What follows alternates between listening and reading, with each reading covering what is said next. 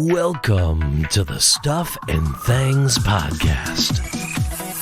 Your home for all stuff related to your favorite things in entertainment. Now, here are your hosts.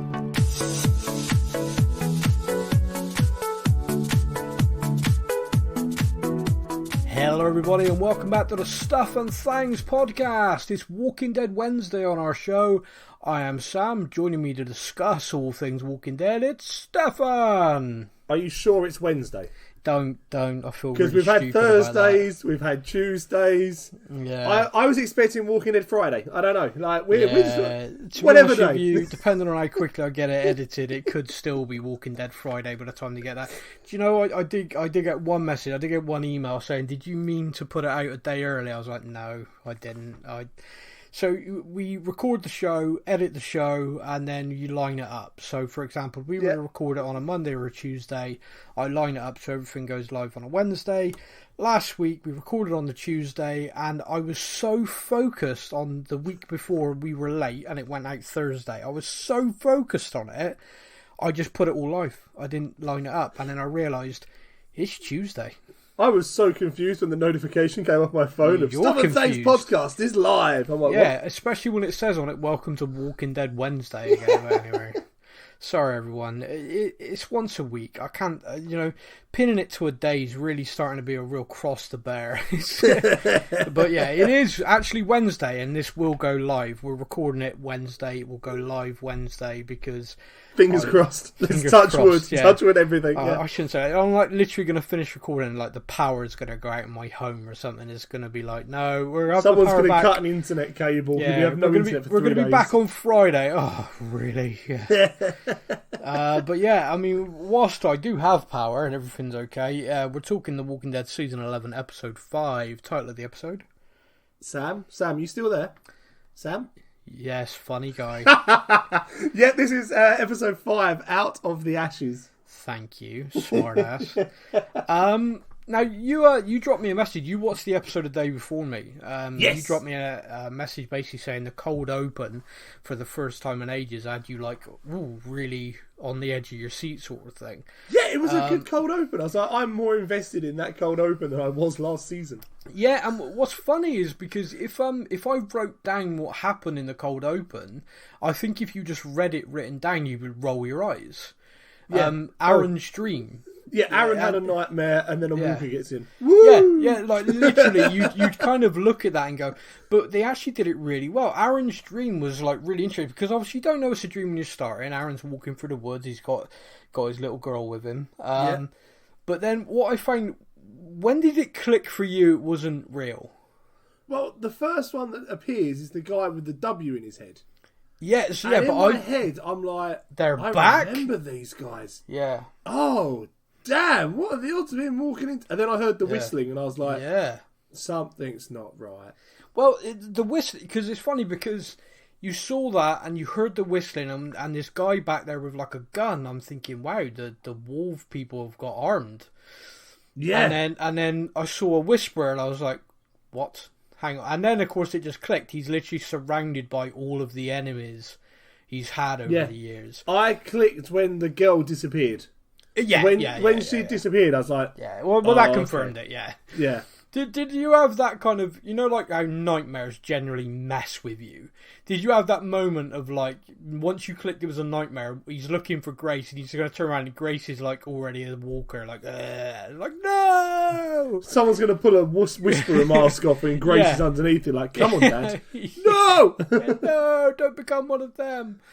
So that was kind of weird, but yeah, it was good. It was well done. It was kind of oh wow, and then he wakes up and you're like, oh damn, that was terrifying. I didn't need to see Jerry taking a piss. I gotta be honest with you. I thought you liked all Jerry's screen time. I love Jerry being on screen, and I accept that we're in the world where people do piss and shit, and it does happen. But I don't think I need dedicated screen time to it personally. No, fair enough. However, I did like Jerry's kind of slumber, looking, taking a piss, looking out the window, hey, good morning, dead guy. Oh no, it's a dead guy. Yeah. And if anything, I am impressed. I am 31 years old. I don't think there's anything that could make me stop midstream like Jerry does. Fair play to him. Oh, well, no, I mean, I think, I don't know, I think zombies walking past your house when the kids are in, I think if there's going to be a reason to cut the stream, I just don't know. I'm going to have to practice next time I go through it. I don't think I could cut stream. It's actually very good for you to practice that. Did you know that? I did not know, but I will. Yeah, it's good bladder control, and it's good for you to be able to do that. It shows you've got good control down there. Oh, okay. Yes, there you go. That's a pointless bit of information brought to you by the Stuff and Things podcast. I'll update you all next week on my stream control. All your urination tips come to this show. So, I mean, I'm going to sort of jump around a little bit, where we're not going to do it in any order, because, you know, it's a Gimple show. You don't do things in chronological order. Why would you do that? Exactly. So where are you going to start? Well, let's focus on where we are. So, Alexandria, Yes. the walls have been breached. We've heard a lot of that in the opening episodes about the fact that walls are weak, and therefore, if a group of walkers do all hit one point, then you're going to have trouble. Yep. What I find a little bit interesting in this episode, I think there was a little bit of hint as to why the walkers are possibly gathering in one place. What did you think of the tweenagers, as we're going to call them, basically putting their hand in front of the walker kid trying to bite them? One, I think the kid playing the walker was having a great day. Well, if you know who his dad is, then he definitely was. Oh? That's Negan's son. Oh, really? That's Jeffrey Dean Morgan's son? That is his son, Gus. What, the one playing the walker? The one that played the walker that was chomping at the hands. That's amazing. That's a great bit of knowledge. That was his son. I found it out, and I was like, that's cool. That is a great bit of knowledge. Well, yeah, so there you go. Apparently, he was upset that Mummy and Daddy had both been in The Walking Dead, and he hadn't been. Well, he has now. So he got to be a walker trying to bite a hand. Love that, yeah. So, but what did you think of the tweenagers? Oh, what dicks. Yeah, okay, yeah, that summed up quite nicely. What dicks? Like, come on. You've been made aware that the walls aren't very tough and all that. So you stand there and you like, can I put my hand in his mouth? Whoa! You wouldn't do that to a freaking lion, would you? Why, I don't know. With kids, sometimes look, there's a crocodile. I reckon I can put my head in its mouth without it biting me. Hey! No, don't be a dick. It's very well said. Do you think that they're responsible for the wall? Because if they're doing dumb stuff like that, then obviously walkers would herd to one place. Yeah. And that could... So I did wonder that when I saw them doing it.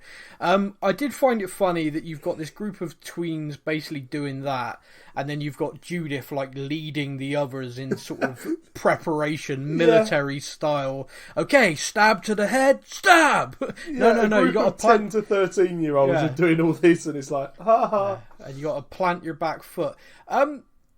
How did you... it's interesting, right? Because I want to know if you had the same reaction to me. How did you feel when the kid pushed Judith? Don't touch ass kicker. Did you have like this overwhelming, like almost parental kind of... How dare you? Yeah, I was ready to kill that kid. Oh yeah, no, it's like...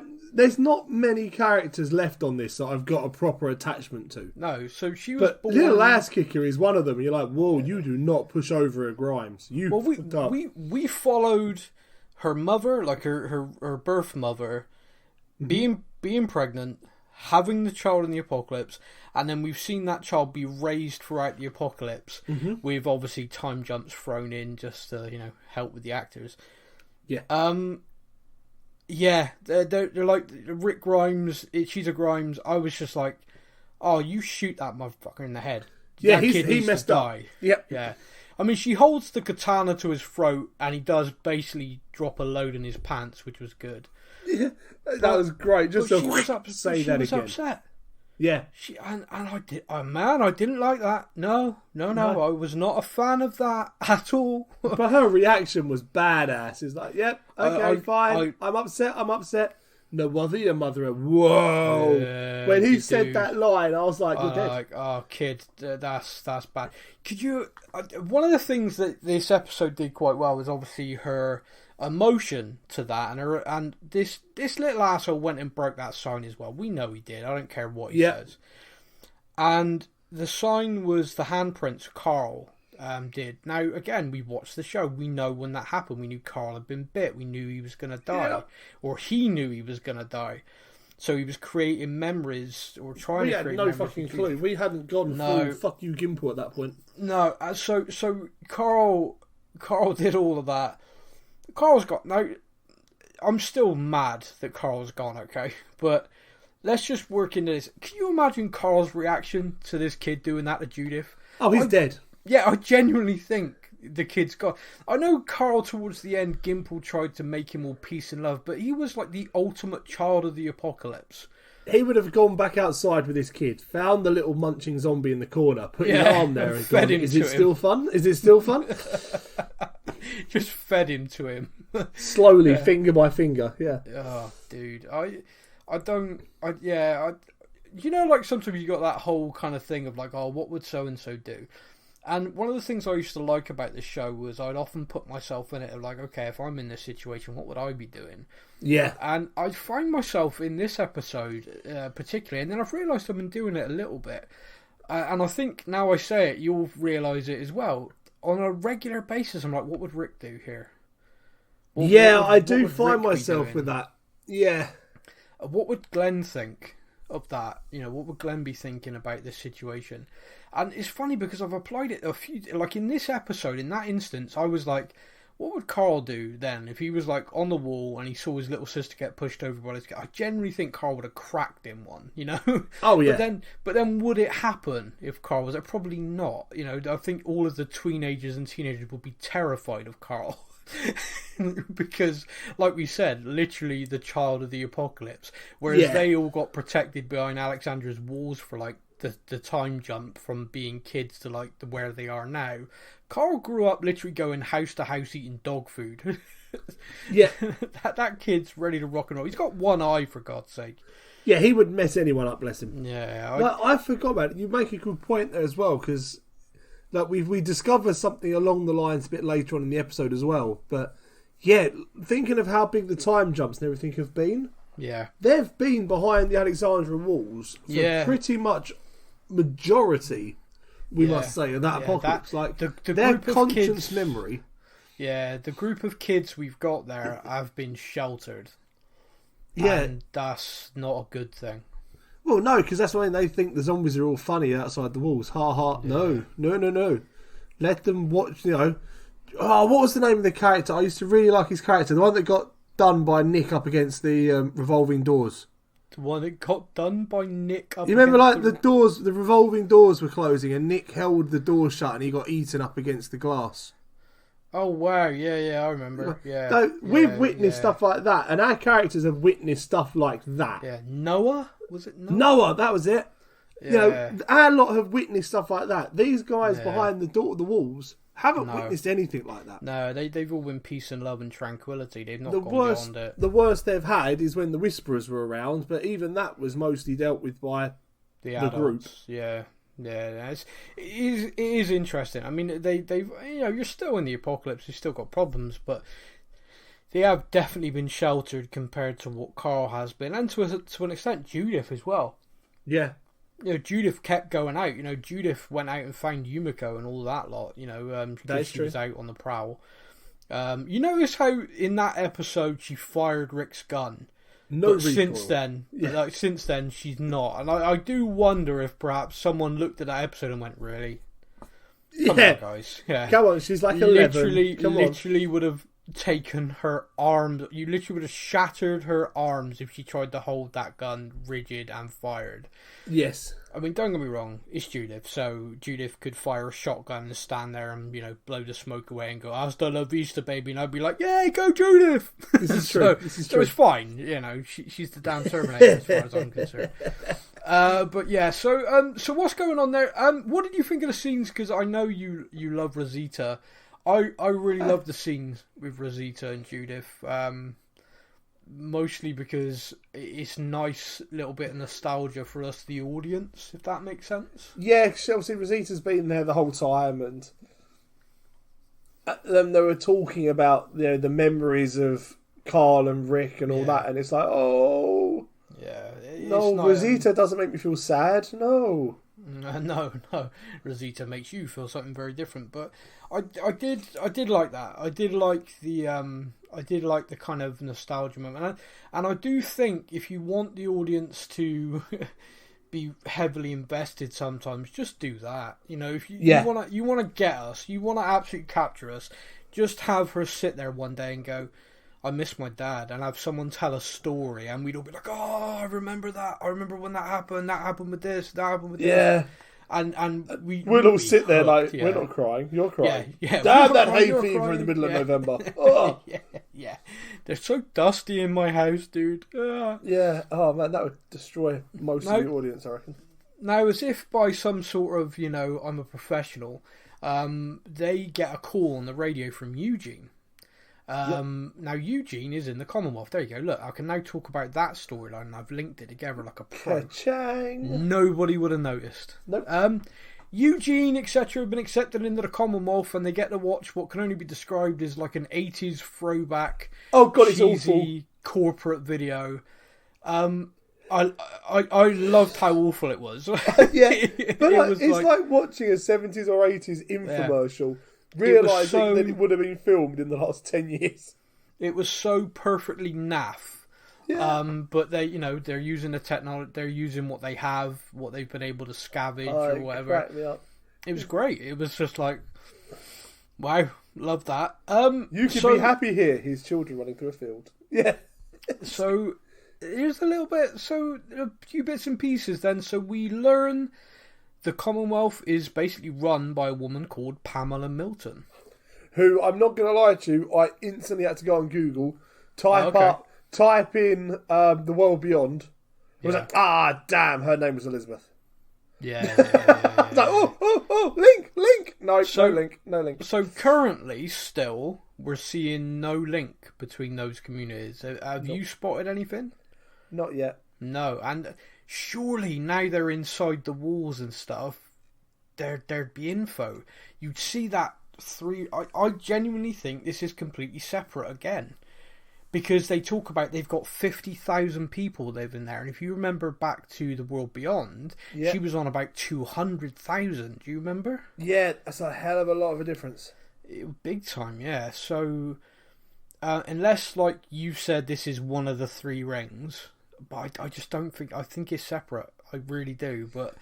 Nothing there has matched enough for me to link it. Even like the uniforms, white uniforms, black uniforms, it's very red different, uniform, Nothing's linking it, and I'm really like, come on. The Commonwealth is from the comic books. Yep. The other community symbol and everything appears to be a TV creation. And bear in mind that Fear in the World Beyond is a TV creation, and that's where we're seeing it, other than obviously when Rick got put in a helicopter. Yes. So yeah, it is... Yeah, man, I'm just kind of like... I want to get more information about this. I want to know what's going on. Now, in the comics, Rick is with the Commonwealth and ends up in the Commonwealth, and there is problems, and that's basically what leads to Rick Grimes' demise, is in the Commonwealth. Mm-hmm. That's the comic books. I think the fact that we know Rick's been taken by the Three Ring community would suggest the TV show is going to be a different kind of animal. At least a different ending, by the sounds of it. I mean, I'd love that, because I'm ultimately feel that the Walking Dead comic ended because Kirkman got pissed off with the TV show. Just there purely does my seem opinion. to be a link there. Purely my opinion, it felt like he got pissed off and just went, "All right, fine, Rick's dead. Bang, we're done." It was a case keep in mind, I don't want you doing this anymore. So if I stop the comics, you can't copy my work anymore. And at that point, he had several other shows on TV, several new books that were really taken off. That's just, like I said, just my opinion. That's not based on anything other than that's just how it felt to me at the time. It just felt very sudden. He was having a lot of issues at the time with the Walking Dead AMC universe as well. And it did feel very much like it was a case of, well, you can't base them on my comics if my comics don't exist anymore. Exactly. And we have seen since that happened, of course, they've had to create different arcs. Now, the Commonwealth is there, and we're seeing it now, which is from the comics. But we do have this Free Ring community, etc., the World Beyond. and in fear. So, yeah, I mean, I don't know how it's all going to tie together, but it is interesting to me. Now, the Commonwealth, I don't know about you, but it felt like the streets were like something out of the 1950s. It was very old school. Yeah, like music playing and stuff like that. And they all get living, this is where you live, and these are your work assignments. I find it very funny that, like, basically, Ezekiel's, like, almost back to being a zookeeper. He was a king, people. He was a king. How could you? So I find that kind of funny. And he almost seemed kind of like, yay! There was a part of it was like, oh, okay, yeah. Yeah, there's animals here. Yay! That was kind of cool. Do you have a tiger? Damn it. Princess, I mean, just like, I wonder if they have a shopping mall. I love working in the mall. That kid is just so excitable all the time over everything, and that's kind of brilliant. I am loving her character. It's funny, isn't it? Because we met her and we were just like, she's an absolute nut bar. But she still is. But it's great she's fun an absolute to nut bar. But it is fun. Like I think I said this to you before. Like when she's on screen, I'm smiling. Yeah. And that's a good thing, isn't it? You're watching a show to be entertained. Like she was so happy because she got her $2 back. Yes, yeah. And that was so exciting. I'm like, love, and money doesn't exist anymore. Like, no, it's fine. But it's like, it meant, that's got a meaning to her. So she got it, and it meant, so it was great. Yeah, I love that. Yumiko, she gets like a letter. Basically, she's not been assigned a job. She's been like basically granted a meeting. Now, did you notice when she showed that letter to the guy who was like doing the orientation? It was basically just an ass. Like, go away. I'm not your responsibility. You got any question? Ask somebody else. And the minute he saw that letter, he like jumped to it like she was in charge. Yeah, she went from peasant to pope very quickly. Yeah. Did you find that? Do you think that perhaps that letter is basically inviting her to be part of the government there? And that's why the minute he saw it, he was like, thinking, shit. Yes, ma'am. Thinking, holy crap, she's going to be my boss next week. I better be nice to her. Quite possibly, yeah. I find that very interesting because it was like attitude shift on a dime. He was very, very like dismissive. Took one look and then was, I'll do everything I can to help you. She then goes and finds her brother, and that was kind of a odd underwhelming. Scene. It was very underwhelming, I thought.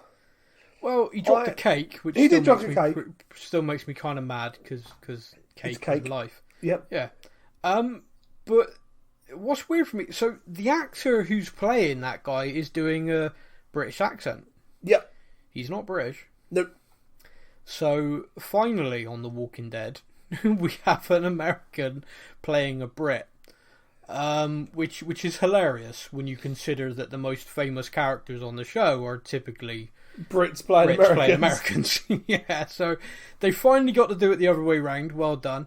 I know this actor from Hawaii Five-0, the reboot, which took me a while to look. I was like looking at him going, I know this guy. I know this guy. He was like a reformed Yakuza boss in that. So I'm like, dude's making cakes. And I look at him, I'm like, I don't get it. I don't get where do I know him from? And then it clicked. I was like, oh damn, and he's doing a British accent. So he basically said that he's a surgeon, but he obviously didn't tell them that because he's just making cakes. And he's very happy. He's like, don't mess this up for me. Yeah, I know. I was thinking that. I was thinking like if she goes in the government and goes, well, my brother's a surgeon, they'd be like, oh, interesting. Yeah, we have a surgeon. No, not me. No. I just had frosting. So that was kind of.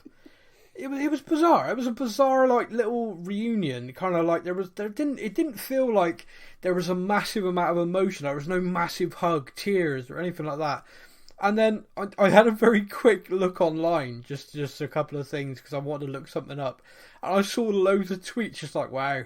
The British really don't show emotion, do they? I was like, oh wow, is that what they were going for? and I think that's what it was. I think they genuinely, in the show, decided that the Brits are like, oh hello, I've not seen you in several years. You look jolly good. Yes, I do, don't I? Bully. And that was it. Would you like a cup of tea and some crumpets? Yes. Oh, no, it's not a special occasion, is it? No. Oh, well, just jolly good to see you again. See you in 10 years. Hope you don't die. Ha ha. I was like, wow, that was what they were going for. They were going for the British stiff upper lip, show no emotion. And now I know that. I'm kind of like, yeah. Oh my god. Yeah, That's amazing. hate to say it, some stereotypes are true, I suppose. But I did think to myself, like, there was no big outpouring of emotion. But then, I'm crying.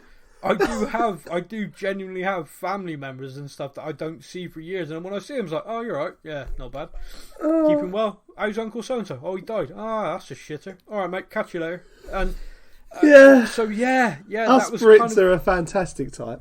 Yeah, I never forget. Someone said to me about the British understatement and how it gets us in trouble, and I was like, I don't know what you mean by understatement. It's like, well, when you're having a bad day or something like that, and someone says, are you alright? And it's like the worst day in the world. Typically, you'll reply, nah, not too bad. And you could literally have your house on fire. But, like, you're just like, I've had worse days, probably. And that's British understatement. And this is a true story, right? In World War II, a British regiment got surrounded by Nazis and were killed. And they fought to the last man and were killed. And there was an American base nearby that could have sent reinforcements. And the reason they didn't is because the British commander kept describing the situation as okay. And it wasn't until they were out of ammunition he described it as a bit sticky. and things are getting a bit sticky, and it was only, and like the Americans, bless them, were just like, well, I mean, we assumed that meant that they were out of sandwiches. How the hell did we know that meant they were out of ammo? And surrounded, yeah. So I mean, that's a very British thing. Like, oh, things are getting a bit sticky. They're out of ammunition. They're having to fight the Nazis hand to hand. Yeah, do you want us to send help? No, we'll be fine. Jeff over there, he's got a pocket knife. It'll blow over. Yeah, yeah, exactly. I'm sure it'll be fine. Yeah, it'll rain in a couple of days. Put the fires out. So yeah. Anyway, there we go. So that was what they were going for with that, and now I've said it. They nailed it. Yeah. Absolutely nailed it. Oh, look at you there. Haven't seen me in years trying to run my life. Typical you. Yeah, oh. I thought you were dead. Me too. Ha. Moving on. So that was good. What Yumiko is obviously going to get this letter at some point. I'm hoping we're going to get to meet Pamela Milton. I hope. That would be kind of cool. I'd like to explore a little bit more of that. Now, while she's obviously doing that, the other three are trying to work out who they can talk to or how they can go about actually helping the people of Alexandria. And Eugene and his love interest, obviously, they used to talk on the radios. Yeah. So they go to that, but the three of them end up getting arrested because of it. The guy in the red suit was basically watching them like, you lot look shifty. Yeah. Princess trying to distract him was working until she complimented his eyes. I'm just throwing that out there. He was genuinely having a conversation with her and was distracted by her. And the minute she started complimenting, he was like, yeah, you're all up to something. You're under arrest. Yeah, wait a minute. Yeah, she completely balls that up, but it was hilarious. It was like, is this her flirting? I was watching it. I'm like, is she trying to flirt? Well, that was it. I think the guy, because he was genuinely engaged. Like, oh, you're welcome. I was just returning your property. Yeah. And he was engaging, and I was like, oh, she's doing a great job with like conversation. And you've got really nice eyelashes, and then you can see his face like, what the fuck? Right, you're all in trouble. I didn't really follow what happened at the end though. No, he's kicked the door down. They're all in big trouble. They're all going to get arrested and they're going to potentially get thrown out the Commonwealth. And then the guy from the cheesy video shows up, wants them all to be kept there, wants them to be released. Is she, like, the guy, Eugene's love interest? Is she... Perhaps she works with this guy. Perhaps she's related to this guy. I mean, she's well out of his league. Let's just put that one out there. Well, 100%. That's like me dating Scarlett Johansson. Like, that is just not compatible. No. Not happening. No, but also because, Scarlett's mine. So, yeah, I completely agree. It just... But don't you find she's like... Because the whole ice cream thing and everything, that was kind of nice. And I was like, oh, she's a genuine nice person. Nah, I am not brought on her at all. There's something about her that I can't put my finger on. But what what I was about to say was I felt like that the first time we met her. I felt like she was like a plant that was just going to basically get information from them. Yeah. Then we had the scene with the ice cream and they were chatting and she was talking about the radio and stuff, and I'm thinking, okay, perhaps she's just a genuinely nice person. I've been watching The Walking Dead for 10 years. Everyone knew it was bad. If you Perhaps, meet a new person, you'll kill them or they'll kill you. Yeah, exactly, yeah. But then that at the end where she is like, they got arrested. She's getting charged with something separate because she's a citizen, which I was kind of like, okay, I'll follow that. They're asylum seekers, she's a citizen. That's why she's not in there with them. But then she walks in free. She wasn't arrested. She walks in with a government official who's obviously quite high up because he's featured in their propaganda stuff. And by the way, the propaganda everywhere. Did you notice that? Yeah, there's little... Every street, there's posters everywhere. And did you see the slogan, fight the dead, protect the living? That was it, yep. Yeah, like that is everywhere, and I thought that was quite interesting. But yeah, she brings that guy. So she obviously wasn't under arrest, and she clearly has powerful friends. Who is that guy to her? Who is she to him? Yeah, so I'm now back on the who the hell are you, woman? Yeah. So that's interesting. The other story, of course, in this episode, and I know you saw on IMDb someone being critical of nothing's happening. Yeah. I'm like, this episode was full, man. I mean, we learned a ton about the Commonwealth. We know at Alexandria they got problems. A continuation of the Negan and Maggie storyline was great. The moment she threw that knife, I thought that was it. I thought, oh wow. It's like, he's like, I don't understand why you've not put me down yet. She's like, I ask myself that every day. And he's like, well, why don't you? And she threw that knife. And I was like, oh damn. Oh no, she just killed the... And I think he even went like, shit. Yeah. Like, okay. Yeah. Yeah, she meant that. But again, and I gotta stress this, because it's a weird situation, when they're in that house and they're having this debate about what they do, I'm again thinking, I think Negan's right. Yeah. And Negan's like, you got Herschel to look after, we could take this food back, we could get more people. The one thing he didn't say, which I think would have been the valid point, is, Maggie, you're talking about getting all of these supplies for everyone back at Alexandria, there's 2 of us. Yeah. We could take this back and get people to go and get the rest, but I can't, I can only carry so much, you can only carry so much. How much food can 2 people carry on their own without what any is your animals? thinking?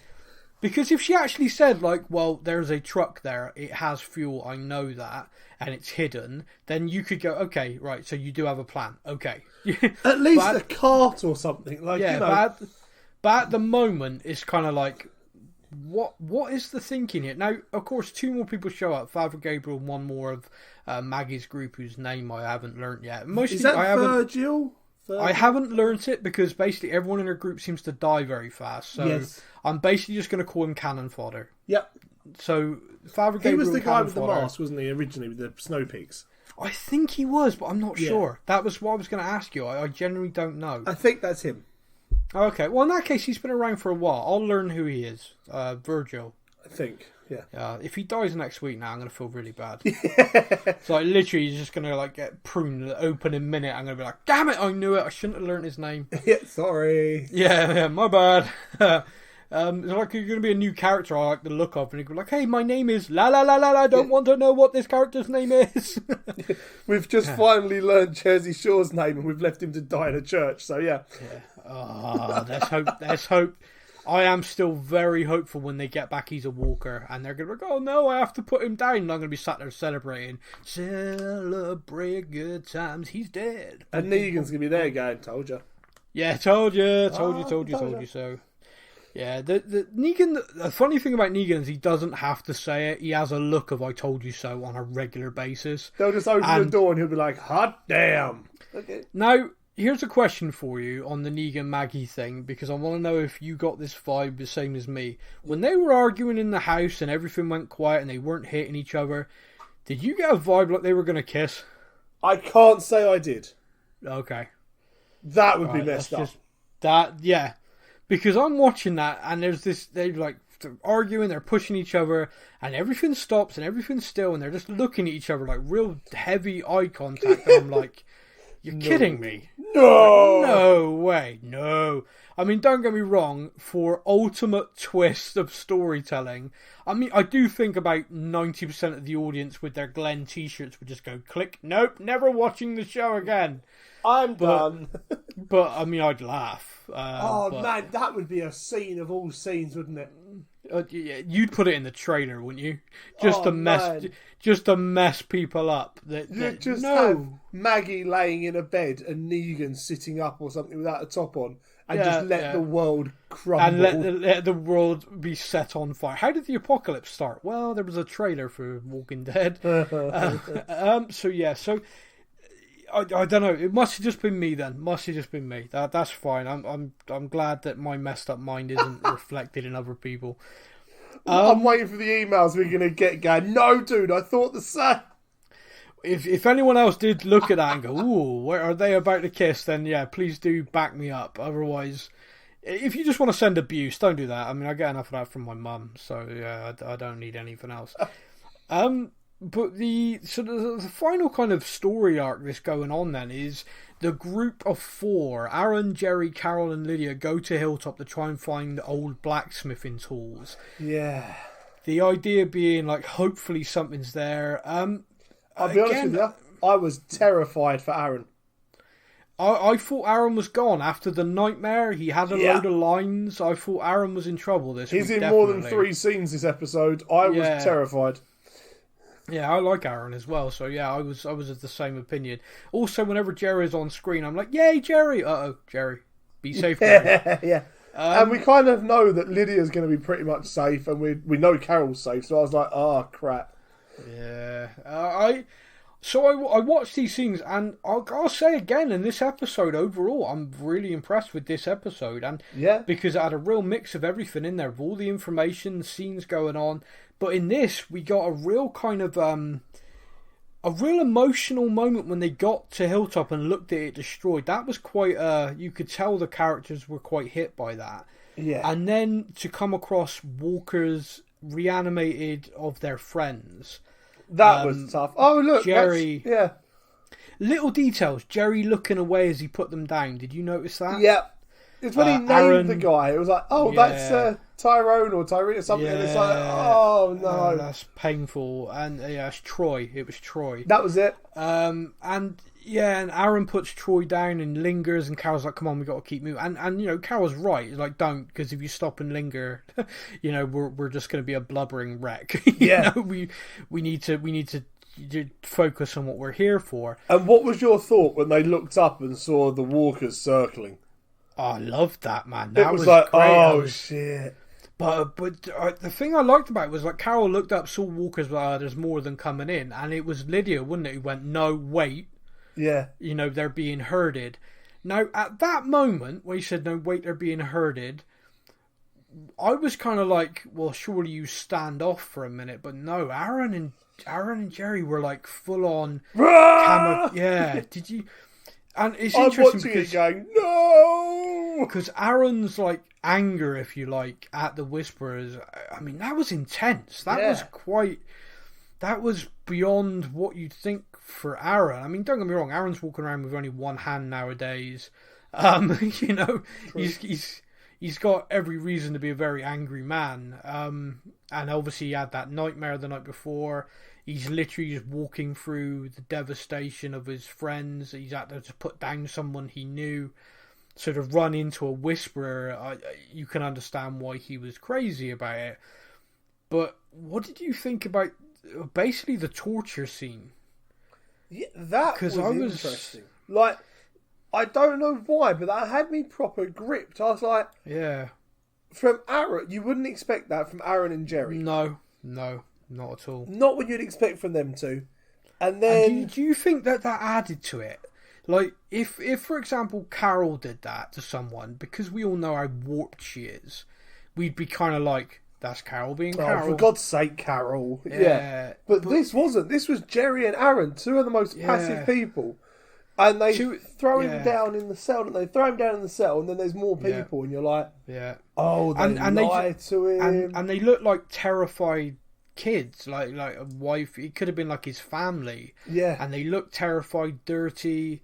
And Lydia's like basically trying to say like, look, not everyone in the Whisperers was bad. A lot of them were just terrified and just wanted to survive. Mm-hmm. And she's obviously trying to make that point. And then of course the guy grabs a knife and tries to escape. And that was dumb. I mean, I'm kind of expecting in that moment Aaron just to kill him. Yeah. But then he, strings it. There was something about that just felt really messed up. And like you, I was gripped by it. I was watching it like, damn, this is messed up. And like Jerry having his string sort of thing of how close can the zombie get to him this close. And Jerry being that on board. You think about Ezekiel doing things, and Jerry's often been in the background like, no, we don't do that, my king. He always followed his orders and stuff, but Jerry wouldn't be involved in Jerry's stuff a like dude. that. Yeah. And then suddenly he's there letting a walker bite this guy. Was it, do you reckon, the fact that where he saw his wife's scarf? Yeah, that was the moment I think. Because she survived, didn't she? See, that's it. I'm like you. I genuinely can't remember. I've not seen her this series. No, and I thought she survived. I thought she survived, but I've not seen her this series. So I don't know whether perhaps it's just we've not seen her on screen yet. But I don't know. It felt kind of crazy. It felt... He seemed to snap. He saw that and was like, wait, that's so-and-so's. But the thing is, it's like when he snaps, the guy is such a size that you're kind of looking at it going, if he generally just wants to kill all those people, there's no one there stopping him. No. Like, Jerry decides all of you are going to die. That's it. And so when the guy escapes with the knife, don't you think that actually he possibly made that assessment himself? Which was, these lot are really angry with us because we're Whisperers.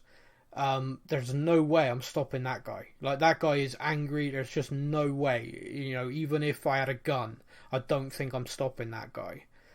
So when he tries to escape and like use the knife and they all run, I'm kind of like, I get why you don't.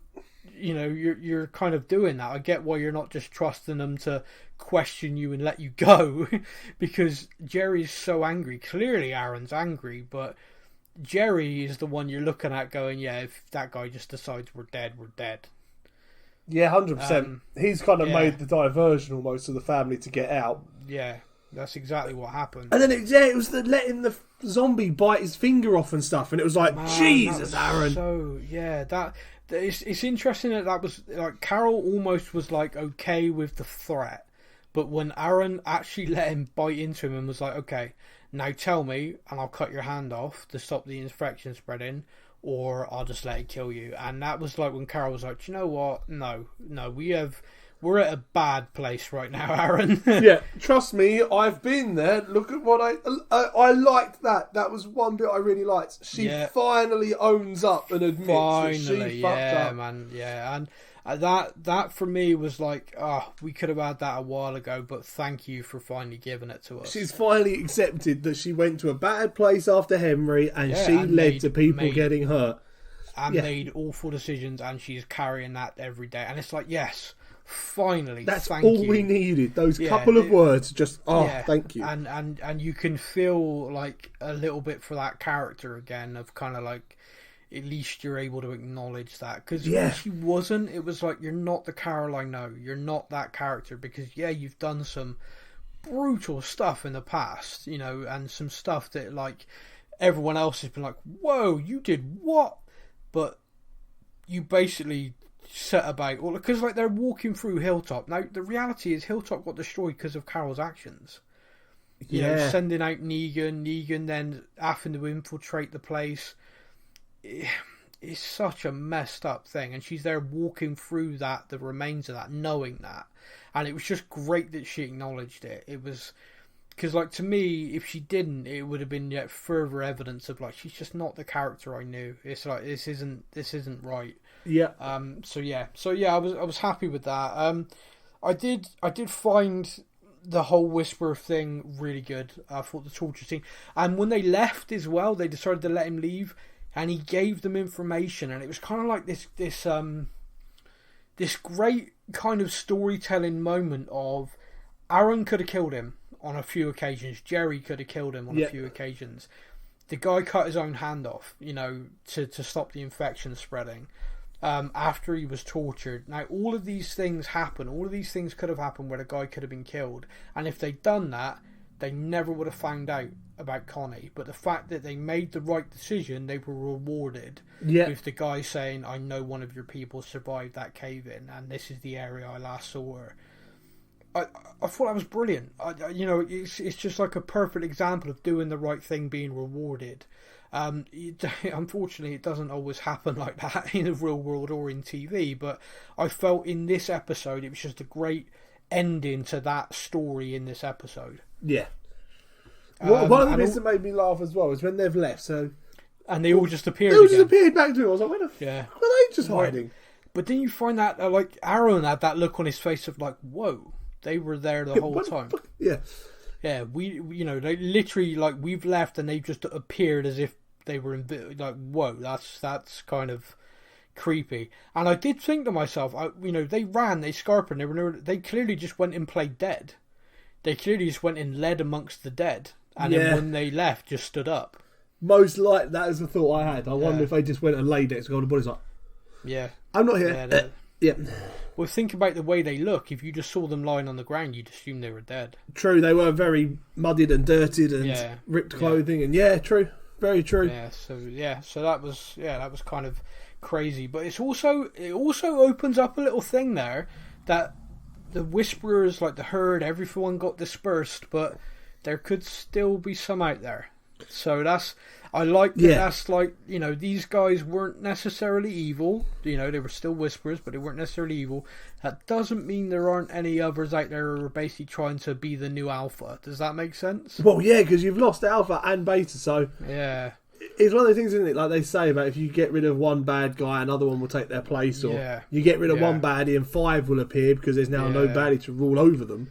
Exactly. All of a sudden, have we now got like pockets of different Whisperer organisations? Yeah, and that's kind of what I was thinking. But it opens that up quite nicely. Like you could genuinely have a threat at some point out in the woods. This group could be a threat again. Aaron could be out, and all of a sudden he's surrounded, and this guy walks up to him like, "Remember me?" Yeah, and that you didn't cut my hand off. I'm not going to cut yours off. Yeah, goes for the head. Tortured me, fed me to a walker, and you think I'd just forget that?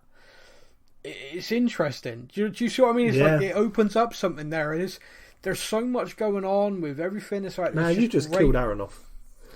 I hope not. I just think it's great that there is jeopardy. There is threats. There are reasons for us to be genuinely a little bit nervous about different things, and that's good. I like that.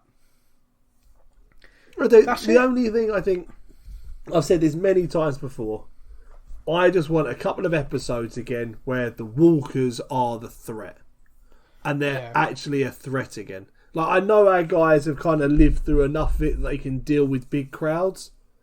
Yeah. I just feel like the Walking Dead is no longer fear of zombies. Does that make sense? You're definitely right, and I think it sort of comes back to it comes back to me like Rick Grimes described them as the Walking Dead. Remember? Yeah. And the show was called it, and the comic was called it, and the meaning of it was interesting. That was how he referred to all of them. We are the Walking Dead, and I kind of always stuck with me that when I was thinking about the show and the zombies and stuff like that. That it's a show about the people. And people more so than the dead. The dead are kind of like the plague. They're COVID. Creating these problems. Now, you are right, though. It is the thing I liked about the Whisperers is because all of a sudden groups of the dead were terrifying again because you didn't know. You had to watch their hands. All of a sudden, you could go to hit one and he'd duck. Oh, God, the one that killed Jesus. Jeez. Exactly. Yeah. That scene was incredible and terrifying, in equal measure. It's like, oh wow, that was bad. I like that, and I do, like you, think that the dead being a threat is a good thing. But like you see in this episode, although it was played down a bit, like the wall, you saw a couple of Alexandrians had been killed. They were being eaten by walkers. So the dead are always a threat. It's just the episodes tends to focus on other things, bigger picture things, and the dead are almost like a nuisance. Yeah. So yeah, you're right, but they could easily do it. Like a real great thing could be a massive storm hitting Alexandria. Because you think about all the work they're doing on the walls and stuff, they've got problems. Now imagine a big storm hitting right now. Yeah. That'd be a nightmare scenario, and the weather and the dead would be 100% the issue. Yeah, the wind is taking out the walls quicker than they can hold them up. The power's gone out. Dead are getting through. Yeah, so it would just be really, that'd be an interesting episode. But mate, I mean that's it. That's everything for this week. We've gone well over our usual time for an episode, which I think goes to show how good it was. Yeah, I think so. But yeah, I really enjoyed it. I think we've covered everything. Was there anything else from your notes? No, I think that's everything. Perfect. All right, then, man. Well, we'll be back next week to discuss the next episode. There's only a few more now before they take a break, and then we'll get the second part later in the year. I think October. Yep. But yeah, we'll be back next week. Until then, everyone, you take care. And I'm going to go for some tea and crumpets. Thank you for listening to the Stuff and Things podcast. We hope you enjoyed the show. You can find us on Facebook or online. Simply search the Stuff and Things podcast to join in our conversation every week.